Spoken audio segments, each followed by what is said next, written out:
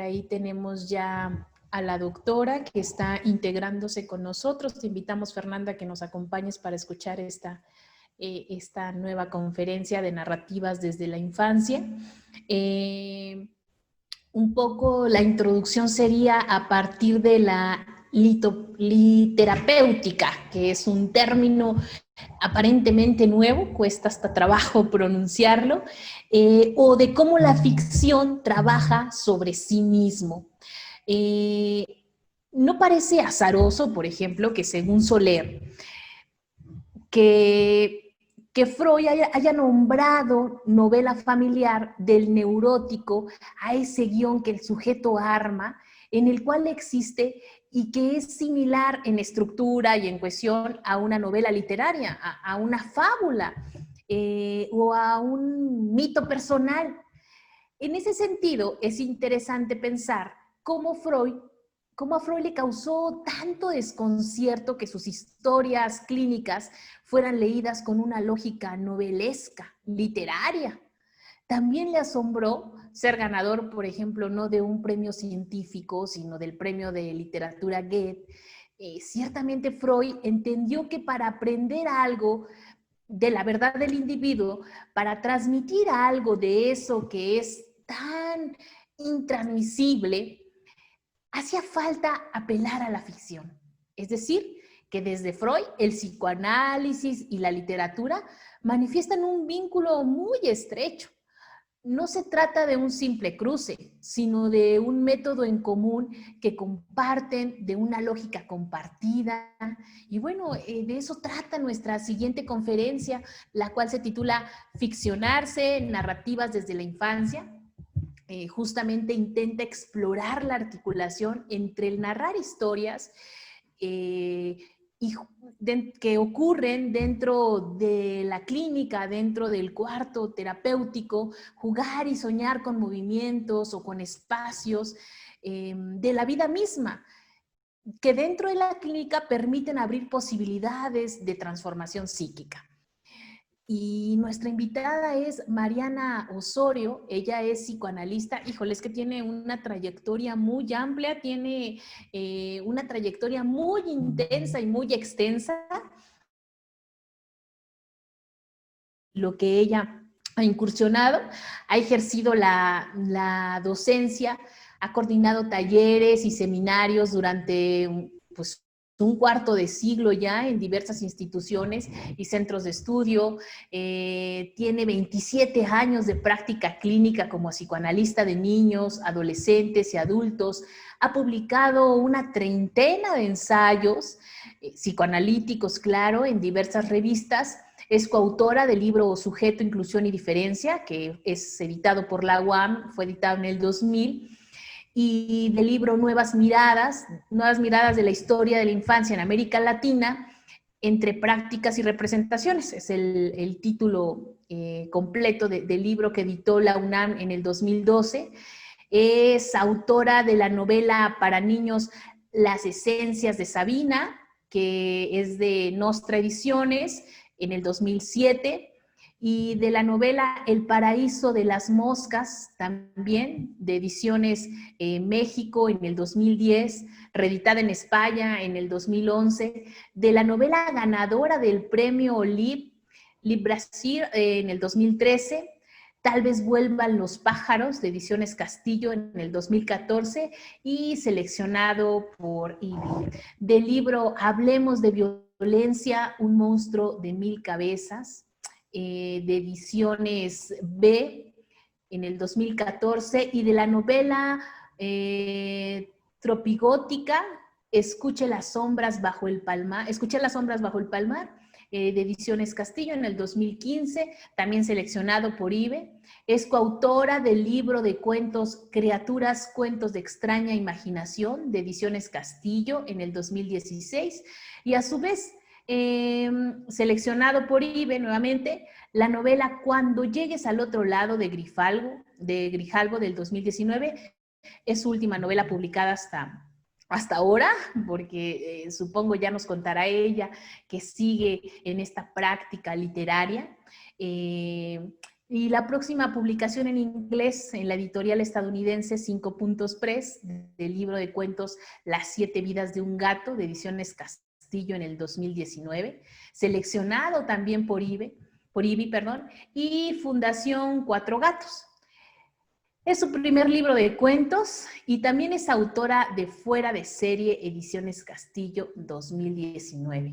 Ay, caray, ha sido hasta cansado mencionar toda la trayectoria de la doctora. Ya nos contará ella cómo ha podido incursionar en tantas obras literarias y cuál es su experiencia a partir de inmiscuirse, de envolverse en el mundo infantil a través de las artes. Gracias por su presencia, estamos muy emocionados de tenerla aquí con nosotros. Adelante, doctora, por favor.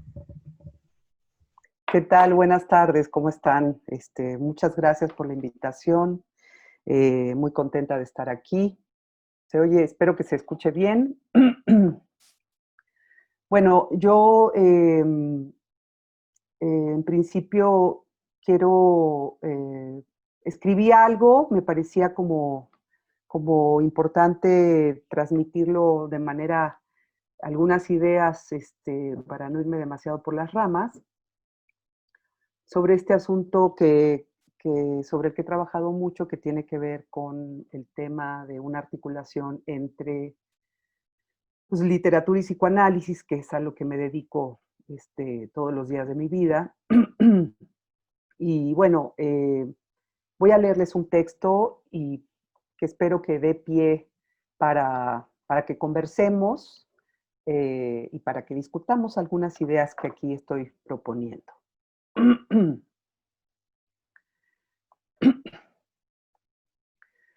La bella y talentosa Sherezada, que como recordarán pasó 1001 noches entreteniendo al sultán Shahriar, salvó su propia vida y la de miles de doncellas que estaban en peligro de ser asesinadas por los celos irrefrenables de su esposo, gracias a su elocuente imaginación, memoria y capacidad narrativa. Podríamos decir que ella sabía muy bien que un buen relato, por más ficticio que sea, o justo por eso, es capaz de conjurar a la muerte y lograr transformaciones reales en la vida de las personas. Y esto, que desde mi punto de vista es un asunto de gran interés, es sobre lo que hoy les hablaré. Empecemos explorando el término ficción, que como ustedes saben viene del latín fictus, fingido o inventado. Una ficción es básicamente una mentira, o dicho de otra manera, es algo que no es real. Es decir, no ha ocurrido en esa dimensión a la que llamamos realidad y que curiosamente en últimas fechas se parece más a esos relatos de ciencia ficción que hemos leído o visto en películas o series. Cabe, por supuesto, la pregunta sobre qué es o a qué llamamos la realidad. Existe cierta tendencia a pensar que la realidad es aquello que está más allá de uno mismo, lo cual en cierta medida es así. No obstante, habría que considerar a la gran cantidad de eventos y circunstancias que la integran en base a puntuales enunciados performativos que terminan por incidir en ella para incluso generar realidades. Lacan, por ejemplo, afirma, y lo cito, que las palabras y los símbolos tienen una influencia decisiva en la realidad humana. Y esto precisamente porque las palabras tienen exactamente el sentido que decreto darles. Como diría Humpty Dumpty en Lewis Carroll, cuando se le pregunta por qué, él da esta respuesta admirable. Porque yo soy el maestro, amo, maître. Hasta ahí la cita de Lacan. Ahora, el fragmento completo de este diálogo entre Humpty Dumpty y Alicia, que también lo cita Lacan, y que me parece imperdible, es este que les voy a leer a continuación. Cuando yo uso una palabra, dijo Humpty Dumpty, en tono algo despectivo, esa palabra significa exactamente lo que yo decidí que signifique, ni más ni menos. El asunto es, dijo Alicia, si usted puede hacer que las palabras signifiquen tantas cosas distintas.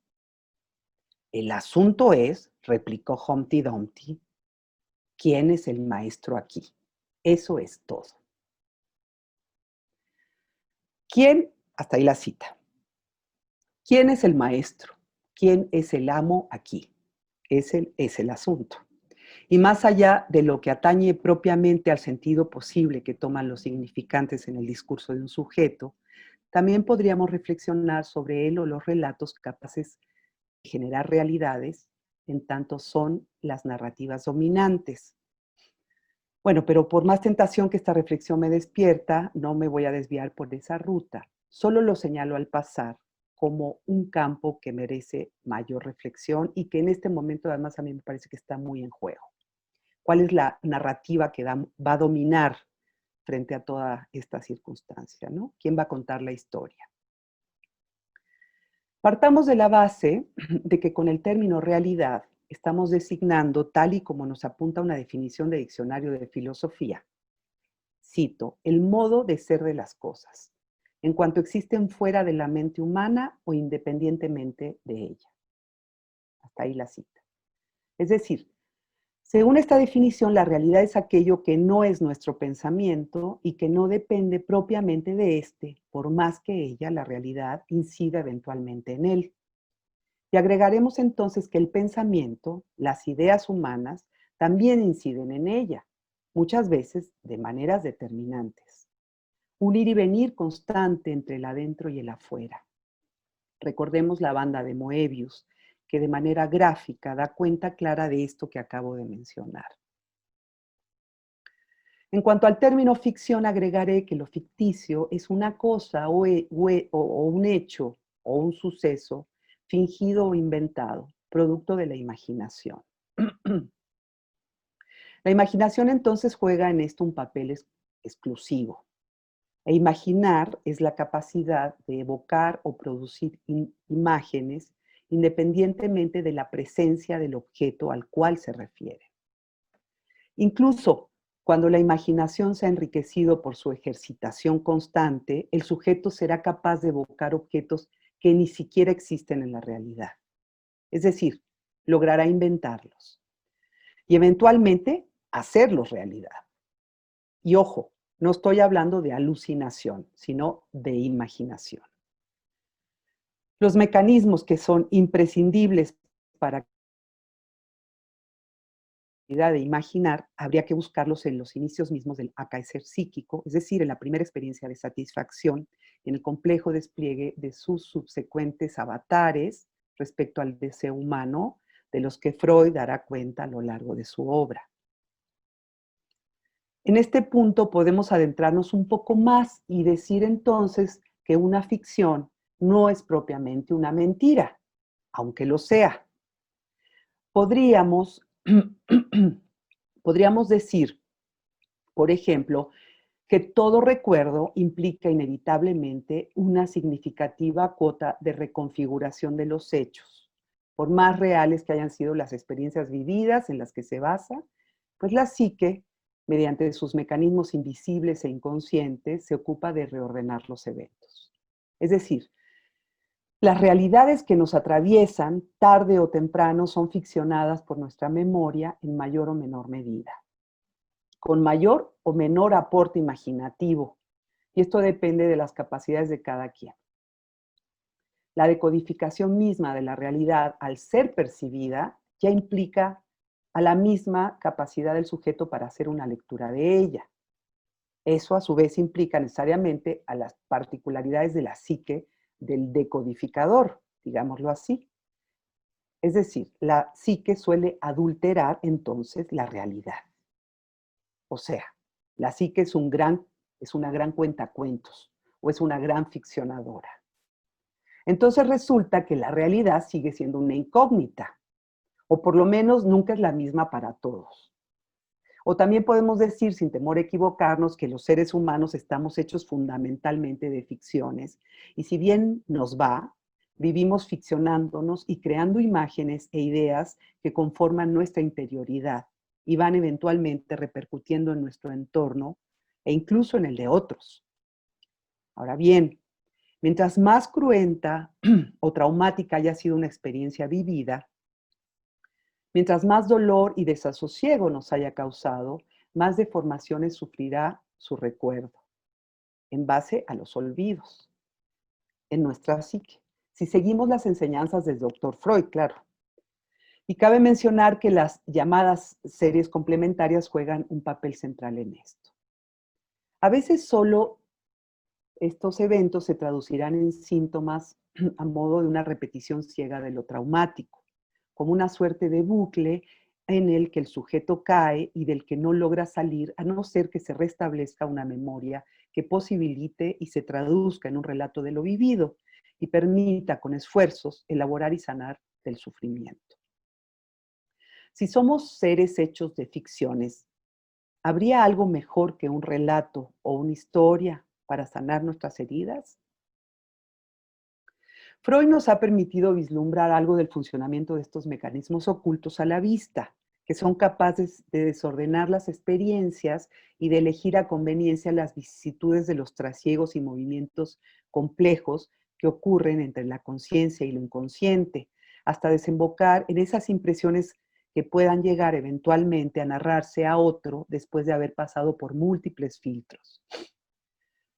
Y desde allí la clínica nos deja ver cómo la posibilidad de que un sujeto relate un hecho traumático depende en muchas ocasiones de la magnitud del hecho traumático en sí, pues suele ser condición inherente al trauma, al dolor y herida que producen el convocar al silencio.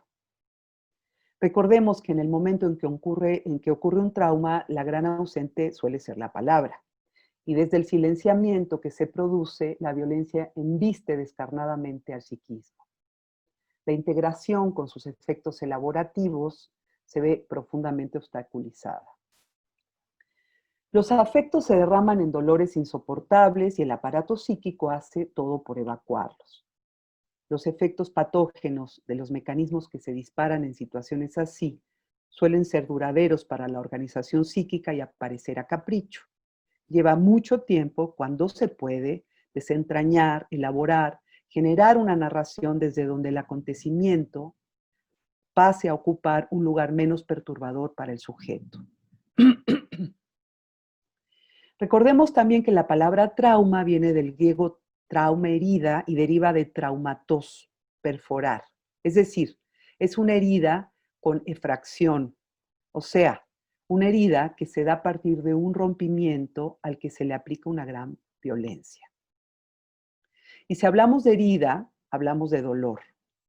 Y lo que hace el aparato psíquico ante esto es buscar anestesiarlo a través del silenciamiento, como ya lo dije.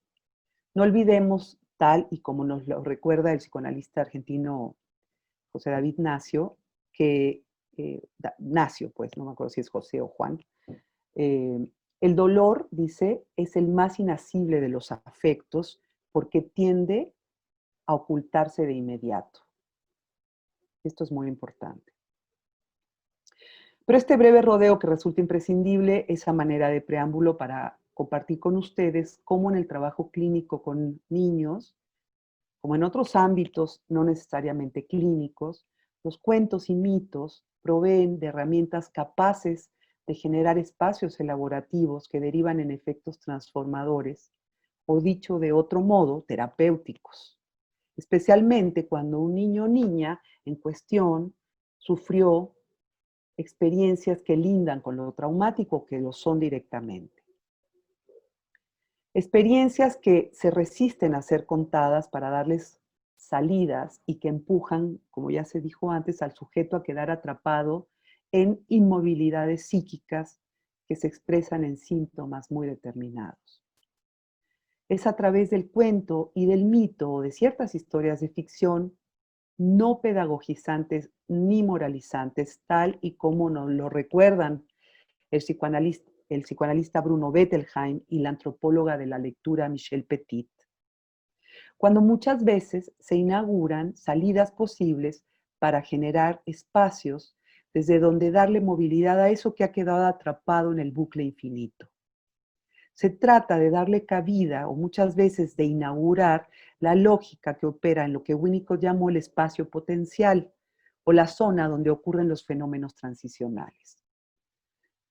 En ese sentido, y porque la ficción, al igual que el juego, entra y ocurre en esa zona, vale la pena recordar por aquí el estatuto que tiene el jugar para el psicoanálisis y en qué consiste la eficacia de la actividad lúdica, dado que dicha eficacia atañe a la posibilidad misma de ficcionarse y elaborar lo traumático. Como verán, haré otro pequeño rodeo, rápido, pero importante. Françoise Dolto, psicoanalista francesa, nos recuerda que el juego es un trabajo. Pero ¿de qué clase de trabajo estaríamos hablando respecto al juego que acciona un niño durante su sesión de análisis? Por supuesto, no de aquel que excluye el monto de placer que exige lo lúdico. Pero es un trabajo, es decir, implica un esfuerzo y tal como se refiere el diccionario al concepto trabajo, implica aplicarse en la ejecución de alguna cosa que requiere cuidado o afán. Entonces podemos decir que el juego es un asunto serio, un accionar que implica un esfuerzo o, dicho de otra manera, un gasto. Un gasto que sobre todo es un gasto psíquico. Pero habrá que agregarle un elemento que ya señalé más arriba. El juego es un trabajo cuya condición máxima es generar placer. Y esto vuelve aún más paradójico el asunto, pues entonces tenemos que lo lúdico, siendo un trabajo que exige un gasto, solo es capaz de aligerarse a partir de la carga que dicho gasto o esfuerzo supone al psiquismo. Parece un galimatías y un poco lo es, pero bueno, es así como funciona esta paradoja. Y es que esto solo ocurre en la medida en que un niño logra sumergirse en el jugar, relatar su ser, sus vivencias, a través de una secuencia de acciones que generan imágenes, del mismo modo que ocurre en los sueños y usando sus mismos mecanismos. Y en ese territorio que se crea en el jugar se abre el escenario y las escenas desde donde un niño traerá a la transferencia un relato dirigido a la figura del analista. Sin embargo, cabe recordar que no todo niño juega, propiamente hablando. No todo niño acepta las ficciones y menos aún está dispuesto a crearlas. Y en ese sentido hay que subrayar que no todo lo que parece juego en el sentido winnicottiano del término lo es. Y es que al jugar, el sujeto se sumerge en una zona indómita, donde pueden aparecer todo tipo de monstruos terroríficos y sorpresas insospechadas traídas a la escena a través de esos pasos conscientes. De hecho, una de las principales brújulas para revisar la gravedad de una perturbación psicológica o de un monto de sufrimiento es considerar la capacidad de jugar, de ficcionar que tiene un sujeto. También Winnicott nos recuerda que cuando el discurso o el accionar de un sujeto nos genera un profundo aburrimiento, estamos ante una situación de un grave conflicto congelado en términos psíquicos. La capacidad asociativa e imaginativa genera movimiento y exige una intensa interioridad, para la cual el sujeto necesita sentirse sostenido y contenido, no solo desde fuera, sino sobre todo desde adentro. Voy ahora a compartirles una de las muchas historias que he acompañado y que da cuenta de una experiencia clínica muy en relación a lo que acabo de elaborar. Esta es una, es una experiencia clínica que está publicada, ahora la retrabajé para este encuentro, porque a la luz también de cosas, de nueva información que tuve después de un tiempo, pero no lo había hecho público. Y me interesó mucho repensar el material, pues para compartirlo con ustedes.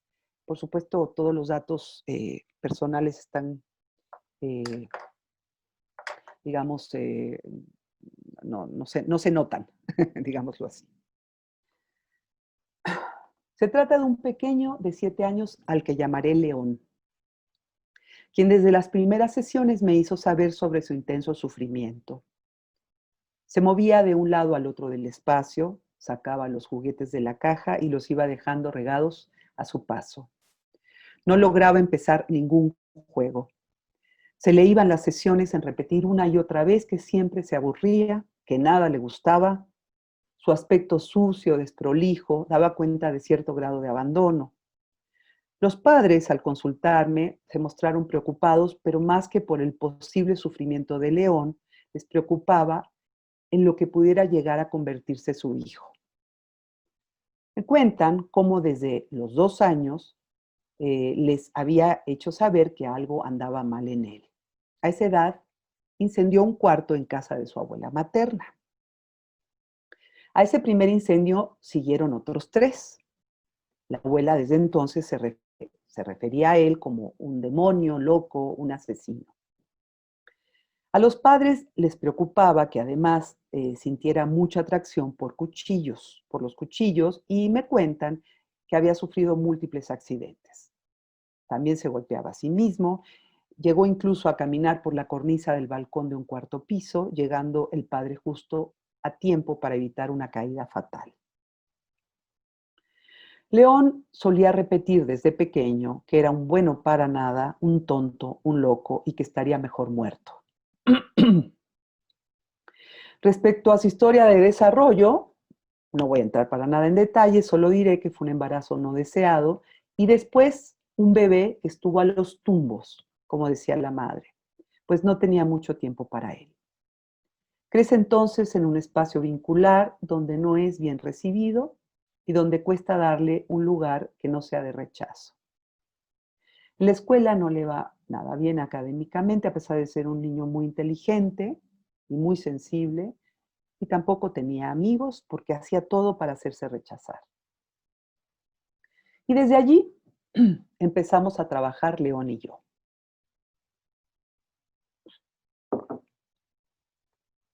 Al principio, el vínculo conmigo estuvo marcado por su falta de confianza.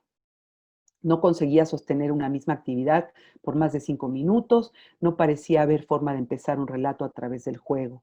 Cuando intentaba hacer algo, lo interrumpía y terminaba por sentenciar: no soy capaz de hacer nada bien. Así me hacía saber de su profundo desasosiego, de una gran desesperanza. Cuando no hay juego, estamos frente a una seria obstrucción de lo simbólico que se anuncia como una parálisis de la capacidad para poner en movimiento los significantes, las palabras del sujeto. Jugar es pasar al campo de la ficción para desde allí trabajar sobre el sí mismo. Pero esto solo puede ocurrir cuando se ha internalizado una base de confianza objetal previa. Cuando no la hay, es labor del psicoanalista trabajar sobre la posibilidad de que el sujeto pueda transferenciarse desde la confianza y desde allí acceda al espacio transicional para dar inicio a un psicoanálisis propiamente dicho. Pero volvamos a León. Después de muchas semanas de ir de una cosa a la otra sin adentrarse en nada, de repente me pidió que hiciéramos una fogatita para quemar unos papelitos. Así lo dijo. Me pregunté a qué papelitos se estaría refiriendo. Era la primera vez que pedía algo, y tan puntual. Los 4 incendios de los que se le acusaba revolotearon por mi mente. Exploré su pedido a lo largo de un par de sesiones. Hablamos sobre el fuego, sobre los papelitos. Dijo algo respecto a querer quemar algo malo. Escuché el significante papelitos en sus múltiples sentidos y le di lugar a su demanda, no sin antes acotarla a un protocolo de reglas muy claras que ambos teníamos que cumplir para evitar accidentes. Aposté a esta oportunidad para que en aquel fuego algo de León se pusiera a jugar en una dimensión que no fuera la de su identificación con el papelito del malo, papel que lo había asumido hasta entonces en la impotencia y la destructividad. Durante muchísimas sesiones encendimos una pequeña fogata y alrededor de este pequeño fuego se fueron encendiendo ya no fuegos, sino juegos y también historias. Entre varias de sus elaboraciones, destaco el relato del mito de Belerofonte, que él trajo un buen día. Belerofonte es un personaje de la mitología griega que se caracteriza porque en varias de sus peripecias fue acusado de diversos crímenes. Algunos que sí cometió por accidente, pero el resto más bien se trató de acusaciones injustas que lo llevaron en varias ocasiones a ser engañado y rechazado por reyes y dioses. Me parecía remarcable el interés de León por este héroe un tanto impopular y de destino triste. Sesión tras sesión jugaba a ser Belerofonte en busca de matar a la quimera y domar a Pegaso para llegar a los dioses y probar su inocencia. En algún punto de la sesión solía pedir que encendiéramos el fuego y entonces se transformaba en un alquimista o herrero y pronto nos vimos sumergidos en el trabajo de construir juntos una espada para su personaje. En este punto transferencial ya nos habíamos adentrado al espacio de lo transicional, donde el movimiento psíquico, la narrativa y la elaboración consecuente se expresaban sesión tras sesión de manera espontánea y abierta. León por primera vez se mostraba concentrado en una actividad y el tiempo de las sesiones no parecía bastarle. Quiero venir siempre, solía repetir. Aquí no me aburro. En ocasiones se deslizaba hacia el lado donde se identificaba con un personaje destructivo y quería quemarlo todo. En otros momentos cuidaba y mostraba su afán reparatorio y de reconciliación con los dioses que lo inculpaban injustamente. Y así durante meses fuimos a tientas sobre la cuerda floja que separa al jugar del acting, cuando sabemos que el acting por sí mismo, en tanto verdad del sujeto no reconocida que no encuentra acceso a la representación, implica un fracaso en la esfera del jugar. Quemar algunos papeles en la fogata apuntaba una y otra vez a traer de vuelta lo traumático de un asunto que yo entonces todavía no alcanzaba a vislumbrar porque me faltaba información asentada en hechos reales, de la cual me enteraría mucho después. El tema es que León insistentemente, a través de su personaje y el fuego acotado para construir su espada, fue deslizándose hacia un lugar donde claramente buscaba rescatarse a través de la integración de su narcisismo devastado por un discurso culpabilizador que lo señalaba como destructor y asesino desde los 2 añitos de edad. León buscaba a través de este ficcionarse, salvarse y escapar de un vínculo temprano apuntalado en inconscientes deseos filicidas. Un buen día pidió unas crayolas y una hoja y me aclaró que quería ver cómo funcionaba un experimento. Con la llamita que manteníamos encendida, fue derritiendo la cera hasta crear al centro del papel un espiral de color rojo que evocaba una imagen fetal. Se mostró contentísimo con su creación. Aquel símbolo parecía representar una suerte de autoengendramiento con el que expresaba que algo nuevo se había gestado en él. Con este dibujo se marcó claramente un hito, un punto de llegada y de partida de un proceso que ya llevaba al menos un par de años. Aquel fuego inicial, atemorizante y destructivo, terminó por transformarse en el juego vivo de un pequeño alquimista trabajando sobre sí mismo. A pesar de la insistencia parental en no ayudarlo a sostener sus vínculos, lo cambiaban constantemente de escuela. Allí León empezó a dar signos de que su quebrantado narcisismo había comenzado a integrarse de una manera mucho más amable. Le empezó a ir bien en la escuela, empezó a tener un creciente interés por la química, por el dibujo y por supuesto por la mitología. Sabemos que el niño que juega entra en un territorio absorbente, donde la consigna es sostener una concentración y un tal alejamiento de la realidad efectiva que no es posible admitir ninguna interrupción. Y sin duda este estado del jugar, desde donde un niño puede ficcionar lo traumático para salir de atrapamientos que le impidan seguir con su desarrollo, implica necesariamente cierto grado de desintegración de la identidad, pues tiene que ver con una experiencia de lo informe, es decir, de lo que está aún por construirse a partir de la propia creación que el jugar implica.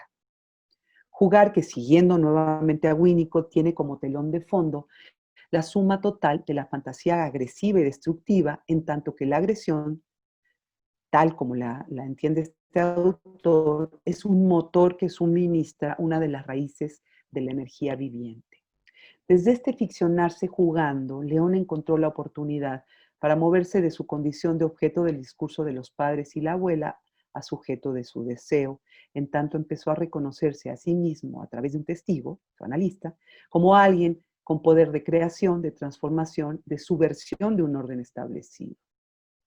Cuando supimos que sus padres interrumpirían el análisis, nos concentramos en apurar la terminación de la espada de Belerofonte, que construimos con madera y papel aluminio, ayudados por algunas pasaditas por el juego alquímico de la transferencia. Una espada que como símbolo de poder le representaba la apropiación de un significante desde el cual rearmarse, por decirlo de algún modo. En ese interín ganó un concurso nacional de dibujo, remontó las materias de la escuela en las que le iba mal y empezó a tener más amigos. Y bueno, entre otras cosas, por eso también los padres decidieron dar por terminado bastante abruptamente, pero bueno, algo nos alcanzó el análisis. Pero ahí no acaba la historia. Al año, un poco más del año de habernos despedido, la madre me pidió una cita. Venía a contarme algo que iba a resignificar toda la historia de León, pero que también era algo que iba a confirmar cómo el inconsciente de este pequeño había dicho su verdad a través de la ficción. Después de hablar de lo bien que seguía su hijo a partir del tratamiento, a palabrar su agradecimiento, cosa que la madre aún no había hecho, pasó a contarme cómo a partir de las entrevistas conmigo le habían movido ciertas ideas respecto a su hijo. Ideas que le hicieron cuestionarse sobre si no se había excedido en su juicio hacia él. Muy empujada por el juicio y la descalificación que solía mostrarle su propia madre. A ella, desde siempre, y por ende ahora también a su hijo. Incluso desde antes, ¿no?, de que ocurriera el primer incendio. Y desde esa reflexión, cierta intuición la llevó a revisar los hechos. Investigar cómo había ocurrido aquellos incendios de antaño. Así que se dio a la tarea de interrogar a la nana, a la cuñada, al tío, al hermano, a toda la familia, a la abuela, a los primos, toda la gente que estuvo presente en esos eventos, ¿no? Y fue recabando información. Y daba la casualidad que uno de los tíos se había parado de la mesa que estaba con los adultos, siempre se paraba para ir a ver qué estaban haciendo los niños. Después de esas desapariciones, en cada ocasión, venía la aparición del pequeño León gritando, fuego, fuego. Encontró muchas otras pistas que no voy a relatar aquí, pero bueno, la madre se convirtió en una Sherlock Holmes. Todas y cada una de ellas la llevaban a la misma conclusión. Era imposible que León hubiera provocado ni siquiera uno de aquellos incendios, ni siquiera por accidente. Todo apuntaba a que este tío, con ya conocidas manifestaciones de su carácter psicopático por otros eventos, preparaba la escena para inculpar a ese sobrino al que le tenía profundos celos y odio. El mito de Belerofonte regresó a mi memoria y recordé a León peleando contra la quimera, sosteniéndose a sí mismo para no ser destruido. Recordé cómo se esmeraba en domar a Pegaso para llegar a los dioses, para pelear por su inocencia. Y me dije, León encontró la historia que lo interpretaba, encontró cómo no quedar en un lugar pasivo y sufriente, pues sabía inconscientemente que a través de ese mito podía narrarse, y desde ese narrarse rescatarse como sujeto válido. El inconsciente siempre sabe. Y León, como Belerofonte, supo. Y sobre todo supo cómo hacerme llegar su historia, su mensaje, para repararse a sí mismo. Gracias, hasta ahí llego yo ahorita.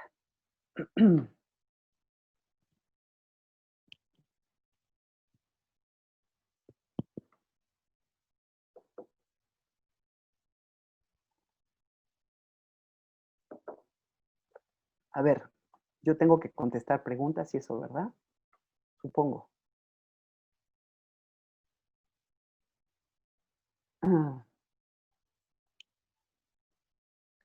A ver, me dicen acá, felicidades Mariana, extraordinaria como siempre. Gracias. Me pregunto cuál fue en el fondo la respuesta de los padres a la evolución del pequeño León. No podían verlo como un niño sano. Yo sigo, ustedes, dime Brenda, ¿qué tengo que hacer? Porque, No, adelante. Si ok, gustas terminar de contestar las las preguntas, adelante. preguntas, Muchas gracias. ok. En el fondo la respuesta de los padres a la evolución del... a los padres les costaba muchísimo ver a León como un niño sano, en efecto, porque además es un poco lo que dice Winnicott, ¿no? Finalmente, eh, el niño, o sea, hay siempre una tendencia como a la salud, dice Winnicott, ¿no? Los niños nacen y hay una tendencia a la salud y encuentran las vías, ¿no? Y yo creo que este chiquito que era brillante, era un genio, ¿no? Porque sobrevivió un montón de calamidades y se hizo escuchar, pues sí, también se hizo escuchar, ¿no? Entonces, pues para mí esta es una historia entrañable. En mi clínica, este niño me generaba mucha ternura y me parecía muy impresionante cómo se hizo cargo de su análisis. Ah, pues, ¿qué tipo de literatura podríamos ocupar con los niños dentro de las sesiones terapéuticas? Yo creo que yo siempre, claro, yo creo que también los niños hacen una transferencia fuerte conmigo y la literatura porque inconscientemente saben que ahí tengo una pasión. Yo tengo muchos libros siempre en mi consultorio para niños y hay historias, claro que elijo algunas historias, pero yo nunca le propongo las historias. Eh, Cuentos de hadas clásicos, tengo historias para nada, o sea, evito cualquier historia que tenga algo de pedagógico, de moralizante, ¿no? O que quiera dar un mensaje. Sobre todo busco historias que, que, que evoquen cosas, ¿no? Que tengan una poética. Y digamos, mientras sean historias con más elementos de ficción, mejor, ¿no? Porque me parece pero los niños van eligiendo sus historias y muchos niños y niñas, tengo otro material muy lindo, pero ya no me dio el tiempo aquí, también una niña con la que trabajamos como con el método del garabato, pero haciendo historias, ¿no? Que es una niña que viene una historia también muy traumática de guerra y, y la historia la construimos entre ambas, ¿no? Son fragmentos y es como el garabato de Winnicott, ella trae un pedacito, yo traigo otro, y esa ha sido la única manera que hemos encontrado para poder apalabrar cosas realmente del horror, ¿no? Yo creo que no necesariamente hay que proponer, salvo que haya realmente un impedimento muy grande en un niño para empezar a narrarse, ¿no? Ahí sí uno pues trata de juego, ¿no? Y eso pues es un trabajo previo a un análisis, ¿no? Es un trabajo terapéutico también previo al análisis propiamente. Y es un trabajo muy arduo que a veces se logra y a veces no, ¿no? Sí, la literatura es un medio de proyección para los pequeños. En mi caso yo opto por proporcionarles, oh, ya se me fue. Bueno, muy clara su exposición, sobre todo resalta esta idea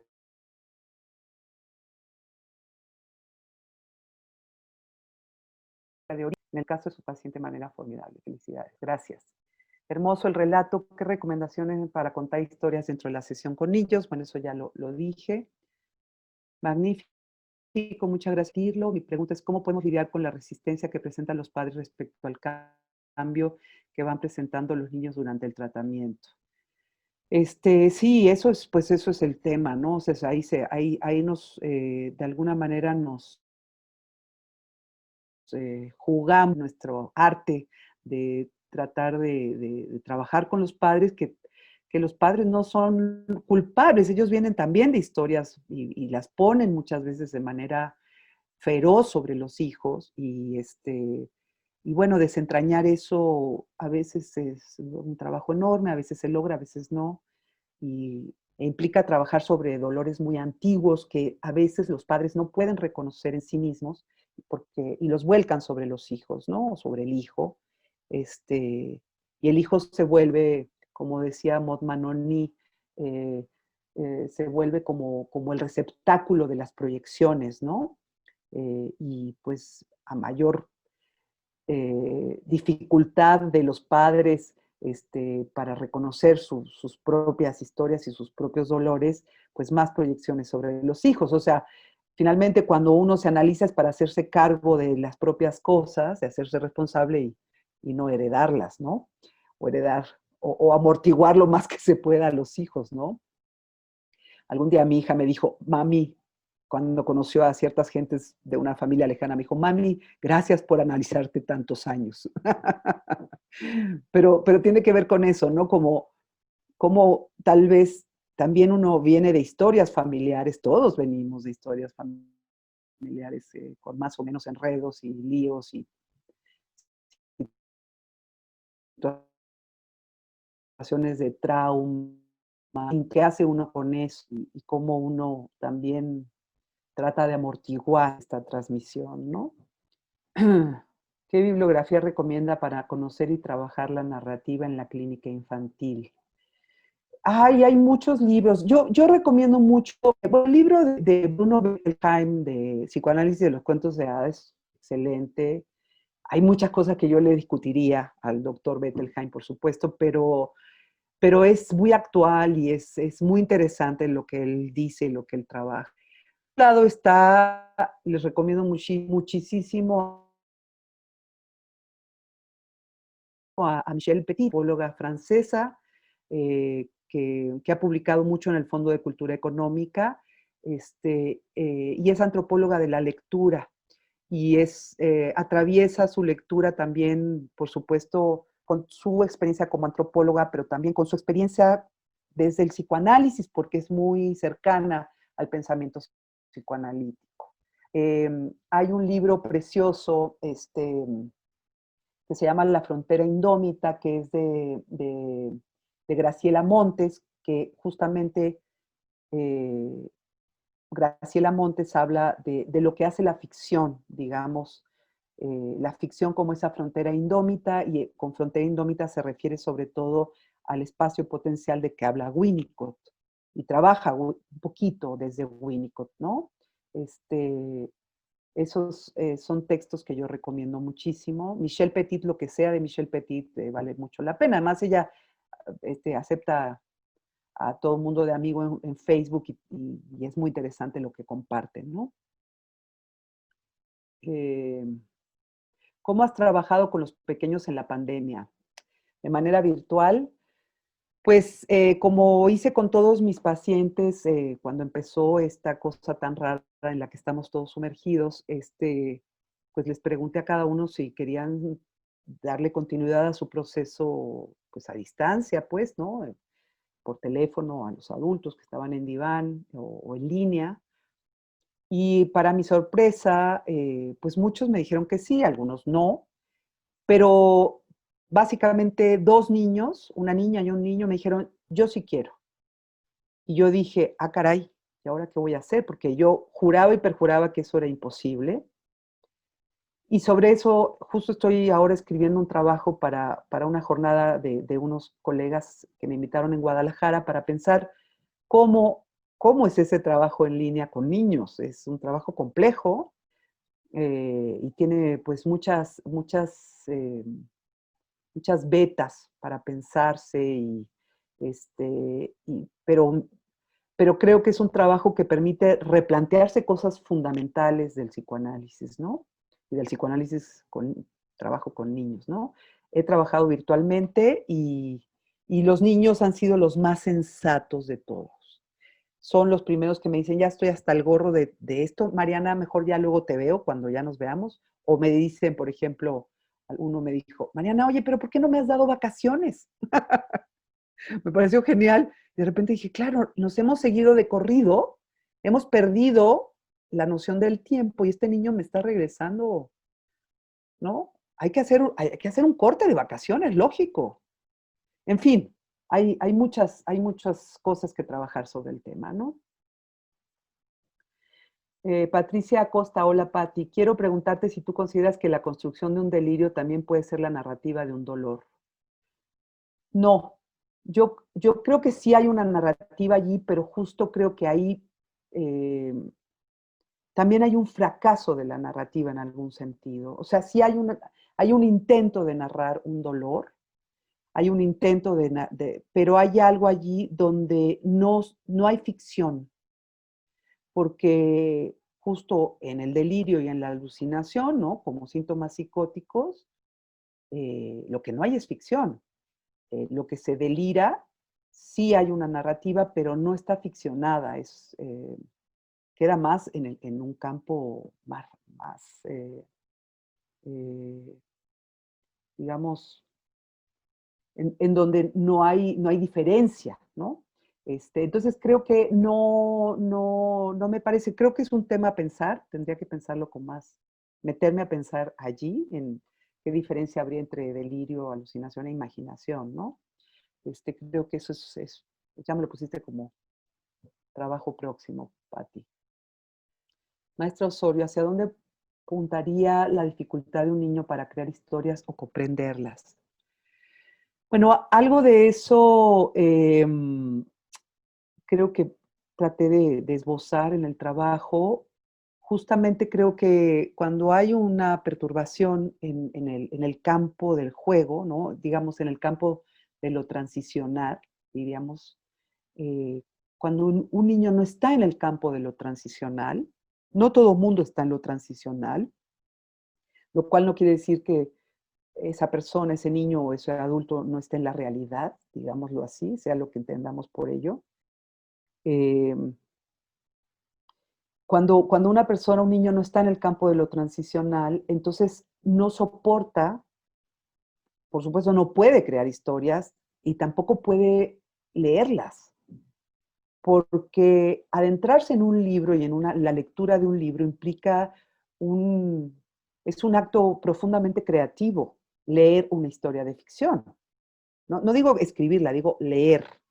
Es decir, la posibilidad de imaginar, de recrear con los propios elementos internos y la propia interioridad lo que está escrito en un papel, no en una historia, implica muchísima, digamos, muchísima exposición y muchísima intimidad. Entonces, si un niño no está en el campo de lo transicional, y eso es un tema muy amplio y muy profundo que lo trabajó muy bien Winnicott, que yo lo he trabajado mucho y que implica procesos, digamos, a los que no ha llegado el niño todavía, ¿no? Procesos muy fundantes, ¿no? De los primeros momentos de la vida. Y entonces cuando el niño no ha accedido a ese campo, al campo del área transicional, a la zona transicional, entonces cuesta muchísimo, son niños a los que les cuesta jugar, les cuesta imaginar, les cuesta crear, les cuesta mucho vivir, porque como decía hace un rato, la realidad tenemos que adulterarla con ficción para poder soportarla. No hay manera de, la realidad cruda y directa es insoportable. Necesitamos completamente ficcionarla. Las cosas, el horror, por ejemplo, solo podemos tener acceso. Que el horror, quiero decir, situaciones pues muy traumáticas, muy difíciles, muy dolorosas, porque directamente pues es indigerible, ¿no? ¿Qué tanto incluyes a los padres o los mantienes al margen el análisis de los niños? Hola Rocío, yo siempre, los padres siempre están incluidos en el análisis, es fundamental. O sea, cuando estoy analizando un niño, mantengo entrevistas regulares con los padres, eh, juntos, por separado, dependiendo de la situación, la circunstancia, cómo va el proceso. Eh, es, eh, son un pilar, ¿no? del trabajo, porque si no, no hay, desde mi punto de vista, es muy difícil trabajar cuando los padres no se involucran. Lo cual no quiere decir que sea imposible, porque también hay momentos donde hay situaciones donde los padres no se pueden involucrar porque tienen limitaciones tan grandes, internas, de historias. No, es muy difícil el acceso por más que yo los involucre, que pues uno le apuesta más al proceso propio del chico, ¿no? De la chica para que pueda eventualmente hacer una transformación desde sí mismo, ¿no? Entonces, pero sí los involucro en la medida de lo posible. Gracias por las felicitaciones de Jenny Zacapala. Ángel Alejandro me dice, coincido con usted. Ah, ya se me fue. Va muy rápido. Buenas noches, Mariana. Gracias. No sé, es que no sé cómo bajar esto, creo que no se puede bajar. A ver, en el caso de la muerte de un familiar, ¿cómo se le explicaría a un niño? ¿También se tendría que ficcionar? Bueno, en ese caso, pues habría que ver en qué situación está ese niño, en qué situación está esa familia. Pero yo creo que hay cosas que sí hay que decir tal y como son. Este, También, principio de realidad también es importante. Eh, si no, puede ser muy confuso para un niño, ¿no? ¿A qué edad se puede manejar la narrativa en los niños? Muchas veces pueden compartir sus conocimientos. La narrativa es desde siempre, los cuentos, las canciones infantiles, ¿no? Las canciones de los, digamos, de los padres, de las mamás, las canciones de cuna ya son cuentos, ¿no? Este, es una manera de empezar a contar historias, ¿no? Las nanas, ¿no? Eh, que las mamás o las abuelas les cantan a sus bebés, ¿no? A veces los padres, como menciona, por trabajo, otras actividades es complicado. En mi caso he optado por trabajarlo con los familiares, abuelitos, tíos.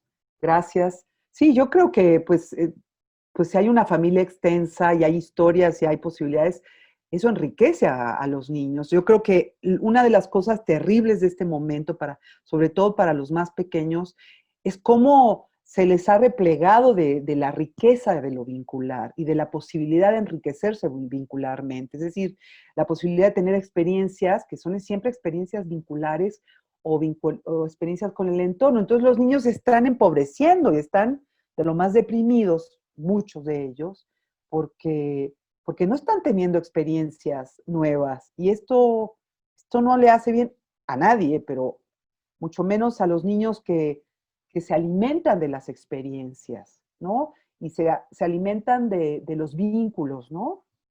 Y claro que si hay abuelos y tíos y primos que les cuenten historias y que están ahí enriqueciendo la narrativa, qué mejor, ¿no?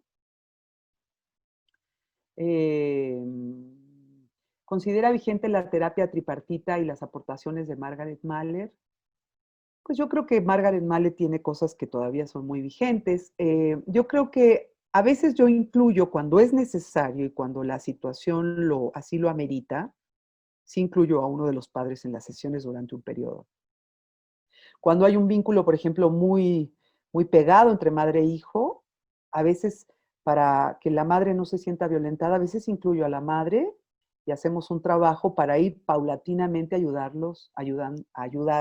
para ayudarlos en un proceso de paulatina separación, ¿no? Pero es caso por caso, como todo en el psicoanálisis, por suerte, y desde allí pues hace uno la lectura, que es lo que corresponde, leyendo el material y, ¿no? Leyéndolo en el sentido sí, pensándolo, leyéndolo. Gracias por las felicitaciones. Gracias. Muy interesante la reflexión por tu ponencia. Eh, Estoy estudiando el último semestre de mi carrera y tenía dudas sobre cómo llevar la narrativa con ellos, sobre cómo la edad o cómo abordarlo con ellos. Su aportación fue muy enriquecedora. Me alegro muchísimo. Pues me alegro mucho de haber eh, sido de alguna utilidad. Muchísimas gracias. Mariana, yo me sumo a la lluvia de felicitaciones que tienes de nuestra audiencia. Fue una excelente ponencia. A mí se me ocurrían muchísimas preguntas durante el tiempo en que estabas hablando, pero de manera muy afortunada y muy puntual, fuiste como respondiendo a ellas sin preguntar, ¿no? Un poco se me ocurría esto del horror, de cómo la literatura habla del horror y cómo el niño puede elaborar toda esta angustia a través de la literatura. Sin embargo, hay padres que se asustan, ¿no? Quieren manejar esto con sutileza, como de alguna forma toca Bruno Bedelheim en su libro de cuentos de hadas, que han aplicado sutilezas en los finales de los cuentos para no narrar el horror y han cambiado toda la historia de estos cuentos con el fin de que los niños estén en esa burbuja, los creemos que no pueden tocar la maldad cuando la maldad ya ha sido tocada por ellos, ya están viviendo el horror y pretendemos como ocultarlo en esto. Y mencionabas la importancia de cómo elaborar el horror en la literatura, ¿no? Una de las situaciones tan brillantes que pudiste puntualizar ahí. Y bueno, no nos queda más que agradecerte. No sé si tengas alguna otra cosa que te gustaría agregar, Mariana. No, pues agradecerles, me parece extraordinario que estén organizando esto de manera tan puntual y tan bien organizada, me quedo con el ojo cuadrado. No, pues nosotros... Lo hacen muy bien, igual, para uno que tampoco está tan acostumbrado a este formato, ayuda muchísimo porque yo me sentí muy acompañada también, ¿no? Y pues qué bueno que se haya logrado una transmisión y que hayamos podido trabajar varias de estas ideas y que me imagino que se seguirán trabajando en otros momentos. Muchas Pues gracias por la invitación. de igual forma, tú nos dejas con el ojo cuadrado con tu trabajo. Qué gusto que te hayas sentido a gusto, como en casa, con lo difícil que esto es a través de la virtualidad, pero esperamos logre y puedas estar acá ya físicamente en algún momento el próximo año Será un acompañándonos gusto. ya de manera física. Sí, pues agradecemos, nos despedimos de ti, nos despedimos de la audiencia. Hoy por hoy termina este día de jornada académica. Mañana nos estaremos conectando nuevamente en punto de la 1:30 de la tarde. Vamos a iniciar con el conversatorio 1 para hablar sobre infancia y sexualidad. Será un gusto que nos sigan acompañando. Muchísimas gracias y que pasen una excelente noche todos. Gracias, buenas noches. Buenas noches.